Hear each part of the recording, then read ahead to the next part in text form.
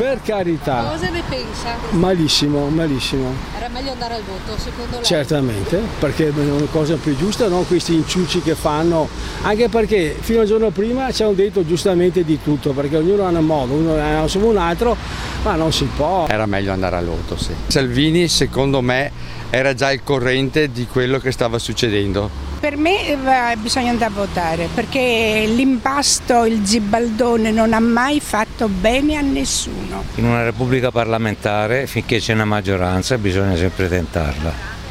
Io penso che anche se la nostra Costituzione dice il contrario, sarebbe giusto andare al voto. Salvini secondo me è stato anche veramente un ingenuo a non pensare che queste persone, i suoi collaboratori, fra virgolette, effettivamente gli stavano remando contro. Io non sono contento perché i cittadini avevano votato un'altra cosa. Meglio così, perché secondo me andare al voto non ci sarebbe stata una maggioranza comunque.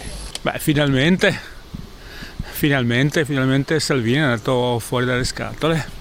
Sì, è vero che i 5 Stelle hanno sempre mandato a quel paese il PD, però lo facevano anche perché era uno dei partiti più grossi in quel momento e avevano bisogno di raccogliere voti. Tutto sommato io credo che sia una situazione di stabilità. Nuovo governo, cosa ne pensa? Disastro. Era meglio andare al voto, secondo lei? Secondo me sì. Era anche più giusto andare al voto. Era meglio andare al voto. E quei caselai bisognerebbe mandarli a lavorare senza paga. Tutti, dal primo all'ultimo. Io penso che se torniamo a votare sia cosa buona e giusta, perché sono 10 anni che abbiamo un governo che non è eletto dal popolo. Perciò sta democrazia mi fa ridere proprio.